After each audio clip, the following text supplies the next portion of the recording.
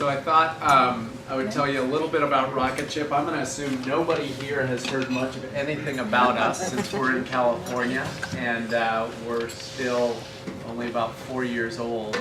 But I will say just at the start that we are actively thinking about where Rocketship goes to next, and we love the energy in Denver. So that's for future conversations. But to start, I just want to talk a little bit about Rocketship, who we are, and kind of how we got to this place.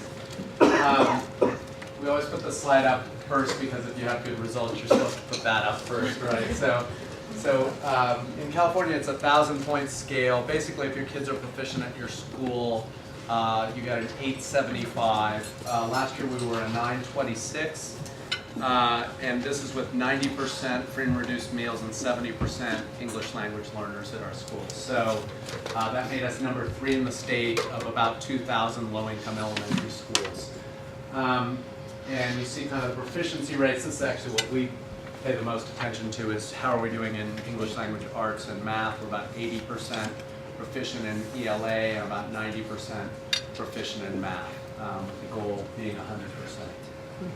You see the surrounding schools, but that's not actually how we measure ourselves. We measure ourselves against the highest performing high-income schools. We're number 5 in San Jose among all schools now, and basically are competing against the schools with 5% or less free and reduced meals. So that's our goal, is to kind of get to the top of that.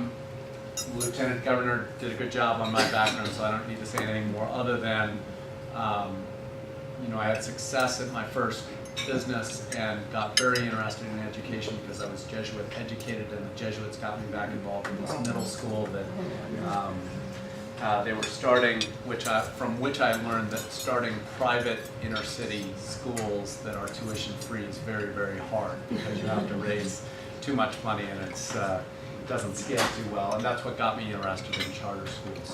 The other thing I would say from my background that's kind of informative for Rocketship is that in starting the KIPP school, as many of you who have watched kind of KIPP schools, this was a school that was told that there was no way that the kids would be achieving what we said they were going to achieve. Go to college, super high results. We got called all kinds of things for even stating that, and then in the first year, the results of that school were number 2 in the Nashville public school system. The only school that outperformed them was a selective magnet school, selective academic magnet school. So that's, to me, that the point of KIPP is they raise the bar to right where you want it. The challenge with KIPP is that I watched our principal that first year gain 60 pounds, looked like he was going to die most of the time, just run ragged, and half our teaching staff quit sometime during the year, right? So not to kind of play on the normal perception, but it's an extremely hard job, and there was a lot of hero work going on. And so when I was thinking about Rocketship, I thought, well, how could you actually build something with that kind of result, but that was a little bit more sustainable and a better place for people to work, where you could imagine people doing that for a while. I'd like to really simplify what seems to work for us, because everybody always comes up with all kinds of things that it must be, and we do, I'd say, 3 things that are probably interesting as far as thinking about education. The first is that our parent engagement is completely over the top, even by the standards of high-performing charter schools. So we do home visits to every family in their first 3 months at the school. We have parents who are involved in governance, so both budgeting and teacher hiring.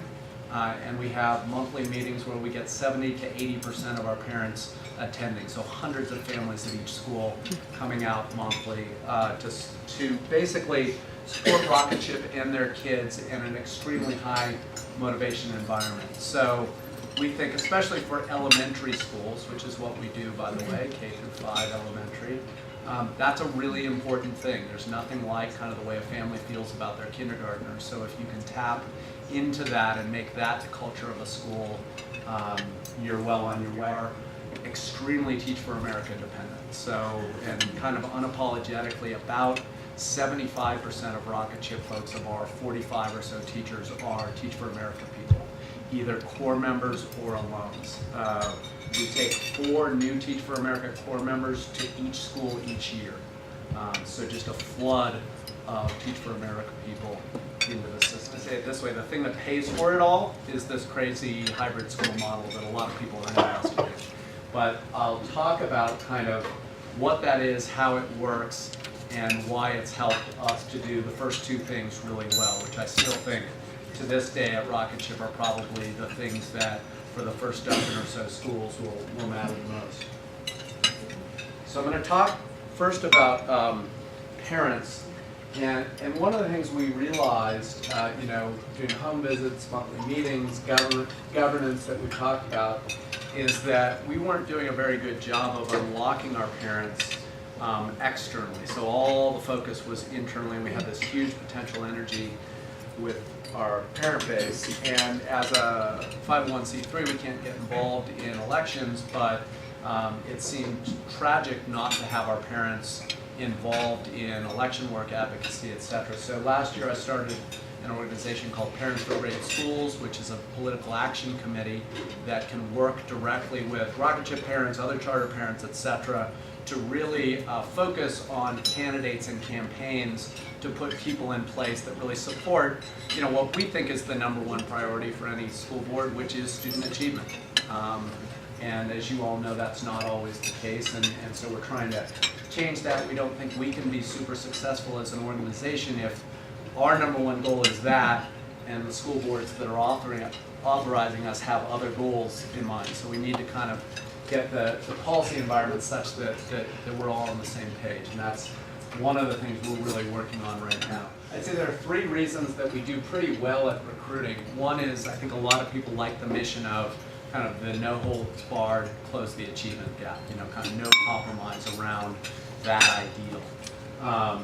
Second is that we pay 20% more than the districts around us. That's not a big deal, but it's enough to show people that you appreciate them.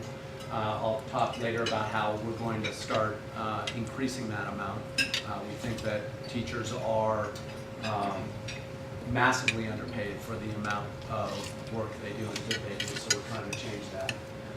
And then rapid advancement. I'll show you kind of our leadership pipeline, but we really believe that it doesn't take 15 years to be a great principal. If you select for the right characteristics going in, you can see people in 5, 6, 7 years who can be very, very good school leaders. And so that's part of our model, and when people are coming on board, they're thinking about that. They're thinking about, could I be a school leader at Rocketship a few years down the road?